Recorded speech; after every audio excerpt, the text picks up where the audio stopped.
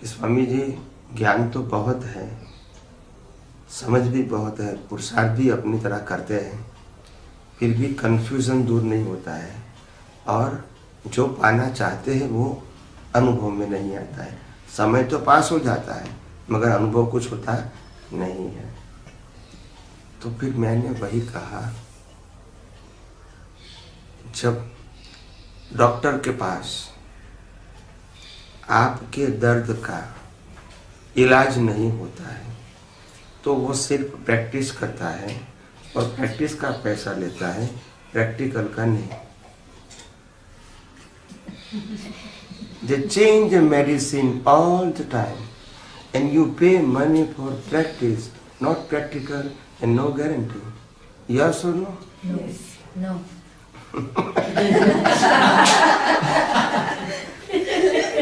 हर समय मैंने कहा, मैं पहली बार गया सत्संग में, किसी ने कहा तो मैं गया उनके साथ। फिर मैं बैठा तो नया नया था, तो लोगों ने पूछा पहली बार आया? मैंने बोला हाँ पहली बार यहाँ आया। तो फिर पहला ही प्रश्न पूछा, आपने ज्ञान लिया है? मैंने कहा हाँ। फिर दूसरा प्रश्न पूछा, आपने कहाँ से लिया है? मैंने कहा यहाँ से लिया है। तो बोला यहाँ नहीं, आपको यहाँ से लेना पड़ेगा। फिर मैंने 4-6 महीने में ज्ञान ले लिया। ज्ञान के बाद मेरी धारा शुरू हुई आज्ञा पालन करने की। जब मैं 6 महीने के बाद फिर कोई सत्संग में आया तो मैंने कहा अभी भी बहुत सारे कन्फ्यूज़न है। तो उन्होंने कहा आपने ज्ञान तो ले लिया है, सही जगह से ले लिया है, मगर आप आज्ञा धर्म का पालन करते हैं? बोला मालूम तो है, इतना पालन नहीं करते।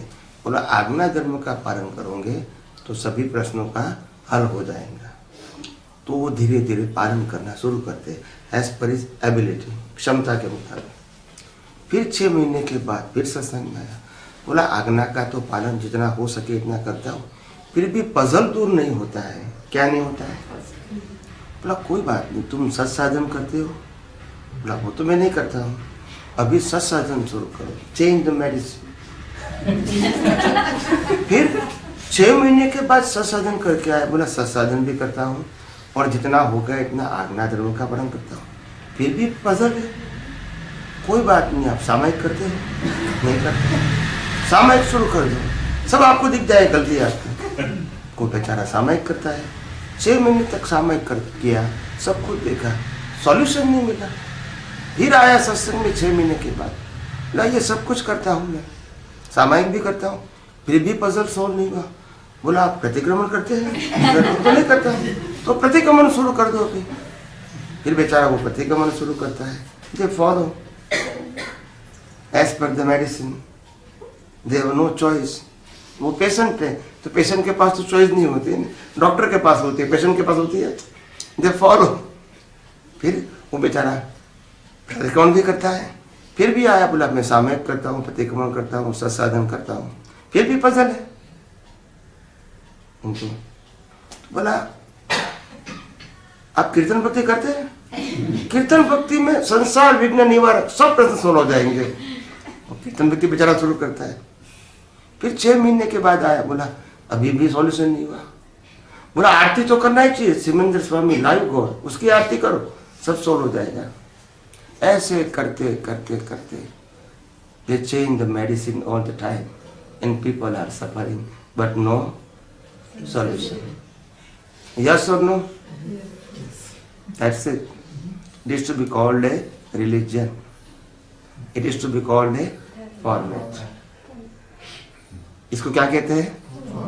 हर धर्म में होता है, अपनी अपनी तरीका होता है। तो ये फॉर्मेट है, साइंस नहीं।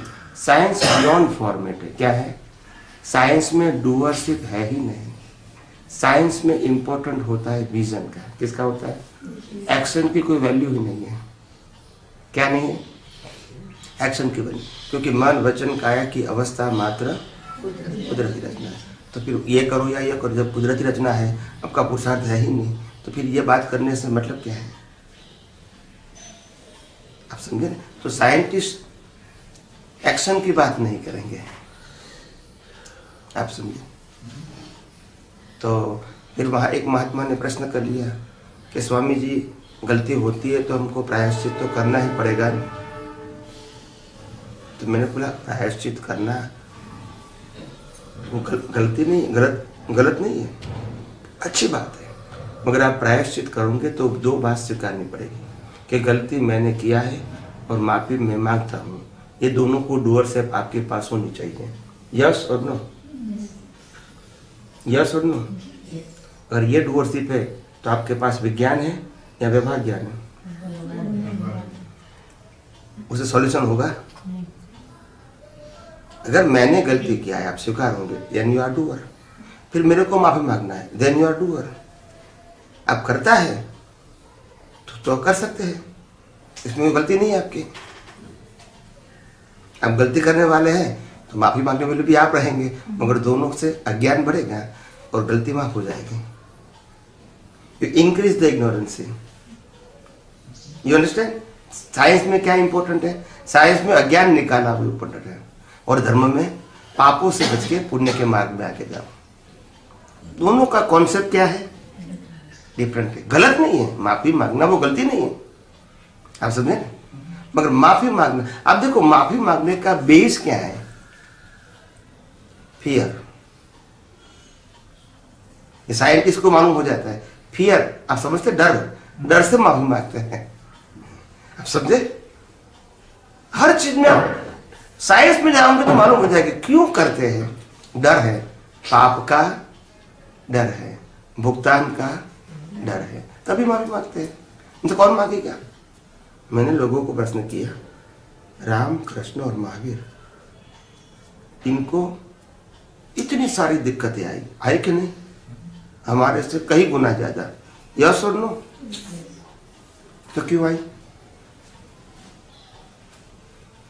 इतने सारे प्रॉब्लम, पजल, सफरिंग क्यों आया? What is the reason behind? क्या रीजन है? बोलिए। इनको इतना सारा सफरिंग हुआ, वनवास जाना पड़ा, उनके धर्म पत्नी ले गए, युद्ध करना पड़ेगा, ठीक है, इतनी हिंसा करनी पड़ेगी। कृष्ण भगवान का जन्म जेल में हुआ, फिर दूसरे माता पिता घर पे वो बड़े हुए, दुर्योधन इसको इंसल्ट करे, कलर काला, जिसके साथ प्रेम उसके साथ शादी नहीं समझ में आया। कितना प्रॉब्लम। आप समझो, as a common man you try to understand the fact. वो भी तो इंसान थे ना, तो हमको लगेगा उसको नहीं लगेगा, वो भी ह्यूमन है ना। अब समझे? तो इतने सारे पजल। महावीर को भी दीक्षा लेनी थी, मना कर दिया बड़े भाई भाभी ने। फिर जंगल में गए, 42 ईयर्स। कितने? 42 ईयर्स जंगल में रहना, ये कोई छोटी बात है? ये साधारण बात है? आप सोचो, जरा सोचो, कितने कितने पजल आए होंगे। यह सुनो, कोई भी ऐसा कॉमन मैन की बात करता हूं मैं। कान में खिल लग गए, गोसालक ने जो तेजुलस्या का ज्ञान भगवान ने दिया था वही उनके ऊपर प्रयोग किया, तो दिक्कत तो आएगी ना, कि नहीं आएगी? तो ये उनको इतना, ऐसे 3 महान पुरुषों को अपने जीवन में इसी प्रकार का सफरिंग क्यों आया? Why? If they are great, they are ज्ञानी,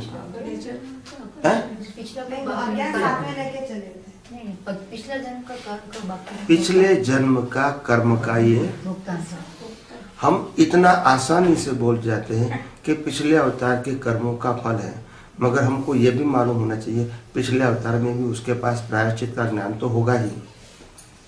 हाँ या ना? तो फिर प्रयोग क्यों नहीं किया? अज्ञानी थे तब वो सब अज्ञानी थे। अगले अवतार में अज्ञानी, सिचुएशन उनके पास अज्ञानी से चलते गए वो, और लास्ट पर्थ में ज्ञानी हो गए। Try to understand. अगले अवतार में अज्ञानी, नेक्स्ट बर्थ में ज्ञानी, ऐसा होता है। देखो, नहीं सोचो, ये बात हम सोच, यही तो कहता हूँ मैं साइंटिस्ट बनूं। उसमें रहते हैं ना बहुत सालों के, वही भूखे नहीं रहते ना, पूरा ने जो किए वो आते हैं कर्म। ये सब हमको प्रिंसिपल नहीं मालूम है, इसीलिए ऐसे उत्तर देते हैं। मनुष्य भव का कर्म सिर्फ एक ही बर्थ का चार्ज होता है। ओनली सम ऑफ द कर्म जो परिस्थिति के आधार पे प्रेजेंट नहीं हो सकता है वो ही पेंडिंग होता है, सब नहीं होता है। एक मनुष्य भव में 5-10 मनुष्य भव का कर्म चार्ज नहीं कर सकते। There is no principle of the law. एक बर्थ में एक ही बर्थ का कर्म चार्ज होगा। एनिमल का 2-3 हो सकता है, पशु योनि का हो सकता है, देवलोक का हो सकता है, मगर ह्यूमन का एक ही होगा। इसके पीछे साइंस है, हम सोचते नहीं है ना। 8 बनता है मैक्सिमम है मुश्किल का। 8 भव का कर्म मैक्सिमम 1 बर्थ में 4 कर सकते हैं। हाँ। 8 ह्यूमन बर्थ नहीं, ह्यूमन बर्थ 8 में मैक्सिमम 1 रहेगा। बाकी योनि में 8 को बंदे हो सकता है देवलोक में आप 2 बार जा सकते हैं, 3 बार, पशु योनि में जा सकते हैं, नरक गति में जा सकते हैं, वहां मल्टीप्लाई जा सकते हैं। हाँ। क्योंकि वहां चार्ज डिस्चार्ज नहीं है, ओनली डिस्चार्ज। डिस्चार्ज यहाँ चार्ज है तो मैं 5 भव का चार्ज करूंगा, ठीक है, मनुष्य भव में, फिर 5 भव में क्या करूंगा? आप समझे कि नहीं? बाकी के मनुष्य भव में क्या करूंगा? फिर चार्ज नहीं करूंगा, वहां चार्ज नहीं है। मनुष्य के अलावा और कोई भव में चार्ज नहीं है। एक साथ 2 मनुष्य का घूम ही नहीं सकता, कभी नहीं, चार्ज नहीं। ये लॉ ऑफ नेचर है, ये धार्मिक मान्यता नहीं है, प्रिंसिपली प्रैक्टिकल नहीं है। क्या बताया? Principle practical. सिद्धांत से ही प्रैक्टिकल नहीं है।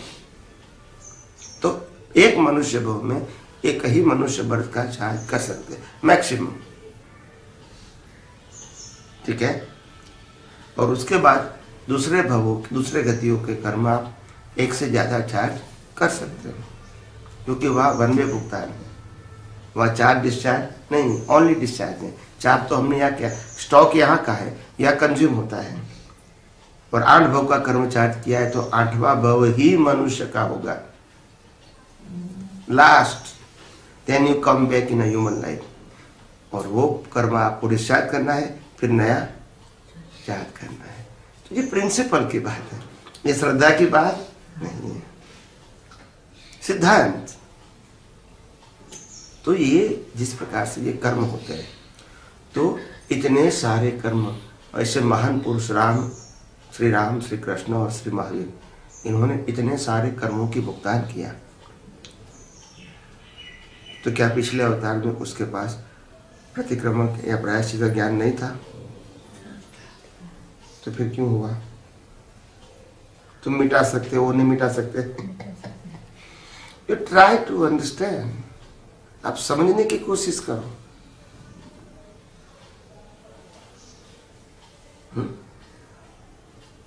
उन्होंने समर्थ पुरुष कभी जो हो गया है उसके लिए सोचते नहीं। They never think about the past, they always try to live in a present and think about the only future, not past.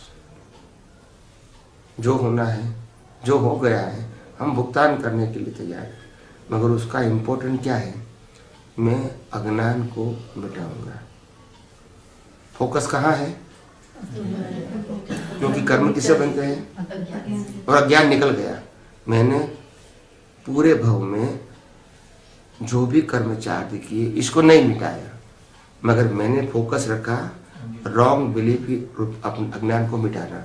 अज्ञान मेरा निकल गया और कर्म तो मेरा बाकी रहा, क्योंकि प्रायश्चित नहीं किया है। नेक्स्ट बर्थ में भुगतान आएगी, मगर अज्ञान नहीं रहेगा, तो नए कर्म बनेंगे, मगर सफरिंग तो आएगा ना, तो नहीं आएगा। That's it. उन्होंने अज्ञान मिटाने में फोकस किया, जिससे कर्म बनते हैं। उन्होंने प्रायश्चित में फोकस नहीं किया। समझ में आता है? तो इसीलिए समर्थ पुरुष प्रायश्चित नहीं करते हैं, वो अज्ञान मिटाते हैं, क्योंकि परमानेंट सॉल्यूशन है। क्या है? प्रतिक्रमण करना वो परमानेंट सॉल्यूशन, वो तो गलती हो गई फिर माफी मांगो, गलती हो गई फिर माफी मांगो। अज्ञान तो वही का वही रहा, तो मतलब क्या रहा? ये तो कंटिन्यूस प्रोसेस है, ये एंडलेस है। क्या है? अज्ञान मिटाओगे तो एंड होगा, अज्ञान रहेगा तो फिर एंड कैसे होगा? फिर गलती फिर प्रायश्चित, फिर गलती फिर प्रायश्चित, वो चलता ही रहेगा। अब समझे? अज्ञान मिटाओगे 1 2 3 4 अवतार में सब अज्ञान मिटा दो, भुगतान जो भी है वो मंजूर है। मगर जब अज्ञान नहीं रहेगा तो भुगतान लगेगा नहीं लगेगा। अज्ञान से ही तो सफरिंग लगता है, अज्ञान नहीं है तो कुछ भी नहीं है। भी मेरा है और चला गया तो मेरा है वो भी अज्ञान है और चला गया वो भी। और जब अज्ञान नहीं है तो क्या मालूम है, आता है जाता है, वही तो कुदरती रचना है। इसमें राग द्वेष करने की जरूरत नहीं है। समझ में आया? तो अज्ञान मिटाना वो इम्पोर्टेंट है, प्रायश्चित करना वो इम्पोर्टेंट नहीं है, हैं? થૂકેલું ચાટવું દાદા એમ પણ કહેતા અને આમ પણ કહેતા જેવું વ્યક્તિ कहने का मतलब जो सामान्य महात्मा होते हैं जिसका लेवल हाई नहीं है उनके लिए प्रायश्चित अच्छा है, वो गलत ऐसा नहीं है। मैं तो आपको आपकी दृष्टि को डेवलप करने के लिए કોઈ આપવું દે ને કે અજ્ઞાન કો મિટાના એટલે દાદા કે ઘડી ઘડી પ્રતિક્રમણ કેમ કરો થૂકવાનું ચાટવાનું મૂળમાં ટાળે જ હું એમ। तो इसीलिए फिर जब लोग नहीं समझ पाए विज्ञान को तो फिर ये बताया कि प्रायश्चित करो, आलोचना, प्रतिक्रमण और ये सब ठीक है। विज्ञान नहीं मिटा सकते तो प्रायश्चित करो। तो हर बात में लोग कहते हैं कि स्वामी जी शक्ति मांगना चाहिए कि नहीं मांगना चाहिए। कोई भी प्रकार की एक व्यक्ति कोई भी प्रकार की शक्ति अपने जीवन में देवी देवताओं के पास, गुरु के पास या भगवान के पास मांगे या नहीं मांगे, ये मेरे को प्रश्न किया। तो मैं साइंस की बात करूंगा तो जितनी कमजोरी ज्यादा इतनी प्रार्थना ज्यादा, जितनी कमजोरी ज्यादा इतनी प्रार्थना ज्यादा। आप समझे? टोटल कॉन्ट्राडिक्ट है। जब अनंत शक्ति वाला मैं हूँ तो शक्ति मांगना नहीं है, सिर्फ अज्ञान को मिटाओ, वही सबसे बड़ी बात है। आखिर शक्ति क्यों मांगनी पड़ती है? Because you are not face the circumstances, तभी तो मांगते हैं। जो कुदरत कहती है तुम्हारे पास तो अनंत शक्ति है और इनके पास तो शक्ति है फेस करने की, इनबिल्ट है, तभी तो उसको उदय आया, नहीं तो आएगा कहाँ से? इसलिए कहते हैं ना, हर कर्मों के भुगतान के पीछे कुदरत ने इसको पावर भी दिया है, बिना पावर सफरिंग नहीं आएगा। तो आपको मांगने की जरूरत नहीं है, मगर मेंटली कमजोर होने के नाते हम डिमांड करते हैं इनको ये शक्ति दो, ये शक्ति दो। ये आपकी मानसिक कमजोरी है। तो मांगना चाहिए, मांगना नहीं मांगना चाहिए वो आपका सब्जेक्ट है। मेरा काम प्रिंसिपल को बताना है, क्या है, सिद्धांत को बताना है। आपको प्रायश्चित करना है या न करना है वो आपका सब्जेक्ट है। मेरा काम विज्ञान को बताना है, क्या है, कि विज्ञान ये है और व्यवहार धर्म ये है। चूज एनीवन, दोनों में से एक भी गलत नहीं है। आप समझे ना? दोनों अपनी जगह पे सही है। मुक्ति के मार्ग में आगे बढ़ना है तो अज्ञान मिटाना है, और पापों के भुगतान से बचना है तो प्रायश्चित करना है। आप समझे? ये दो ऑप्शन है। तो ये हम मानते हैं मोक्ष मार्ग में लायक और सहायक संयोग प्राप्त था, वो किससे मतलब वो मांगते ही है ना, इसलिए। हाँ वो मांगते हैं, मगर वो क्यों मांगते हैं? मुक्ति के लिए मांगते हैं, संसार के लिए। लेकिन वो भी मांगने का तो अपना शक्ति अपने आप से ही मांगते हैं कि कुदरत से मांगते हैं, वो ऐसे बोलते हो। शक्ति मांगना वो परमात्मा के पास ही मांगते हैं। किसके पास मांगते हैं? परमात्मा के पास। मगर हम नाम देते हैं देवी देवता का, क्या करते हैं? ये रिलेटिव सत्य है। क्या है? रिलेटिव सत्य। आप समझे ना? हनुमान जी के मंदिर में जाओगे आप तो वहां जय बजरंगबली बोलना पड़ेगा। आप समझे? वहां जय महावीर बोलेंगे तो लोग मारेंगे आपको। तो जैसा देश वैसा वेश करना पड़ता है। आप समझे ना? तो ये रिलेटिव सत्य है। क्या है? पूरी विधि वो रिलेटिव सत्य है, सनातन सत्य नहीं है। इसके पीछे कॉन्सेप्ट छुपा है कि इसमें से जो लोग डेवलप नहीं है वो कम से कम ये भावना तो करें। जो विज्ञान को नहीं पकड़ सकते ये भाव तो कर सकते हैं ना, जाहिर say that is a concept. तो ऐसे अपने जीवन में आगे बढ़ने के लिए एक एक करके हमको ये विज्ञान समझना है, तभी आपको मालूम होगा कि आखिर दुनिया हमको घुमाती है क्यों। क्योंकि हम घूमते हैं, हमको हमारे ऊपर विश्वास नहीं है, इसीलिए घुमाने वाला मिल जाता है और हम घूमते भी हैं।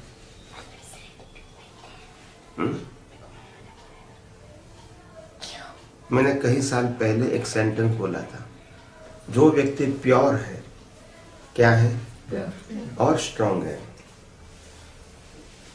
रिपीट अगेन, जो व्यक्ति प्योर है और स्ट्रांग है, प्योर और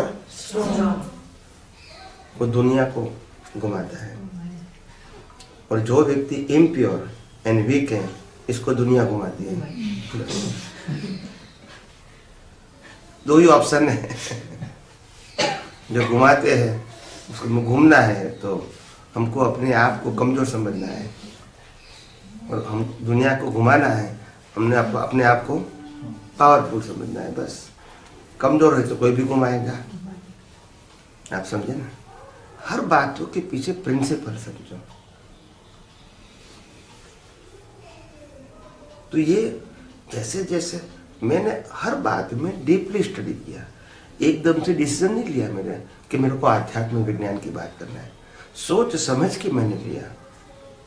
क्योंकि फिर फॉर्मेट हो गया, तो फॉर्मेट से मतलब क्या रहा, फिर वही धर्म का एक नया धर्म बन गया, क्योंकि जो भी फॉर्मेट में सब यहाँ है। आप समझे ना, टाइटल देने से फर्क नहीं होता है।